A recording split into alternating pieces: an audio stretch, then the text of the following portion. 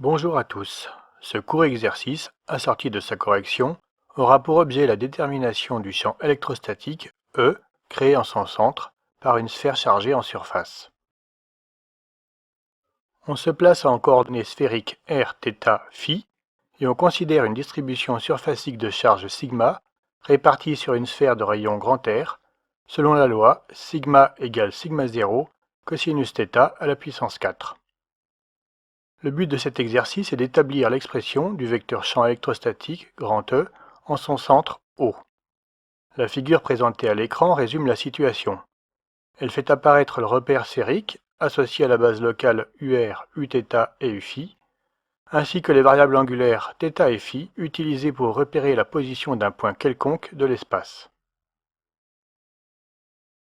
Pour répondre à cette question, on va, comme cela est indiqué, analyser les symétries. Cette étude permettra alors de conclure rapidement. Tous les plans contenant l'axe OZ sont des plans de symétrie pour la répartition de charges. Il en va de même pour le plan X ou Y. En effet, pour ce qui concerne les premiers, cela résulte du fait que sigma ne dépende pas de phi. Concernant le second, cela découle du fait que changer θ en π-θ, ce qui fait correspondre physiquement à un point P de la distribution de charge, un point P' symétrique de P par rapport au plan X ou Y, ne change ni le signe ni la valeur de sigma, ceci grâce à la puissance paire qui s'applique au cosinus. Il en résulte que ces plans sont également plans de symétrie pour le vecteur champ, et que ce dernier doit nécessairement être inclus dans chacun de ceux-ci. Le vecteur champ électrostatique E en haut, appartenant à l'intersection de tous ces plans de symétrie, est, par conséquent, nul en ce point.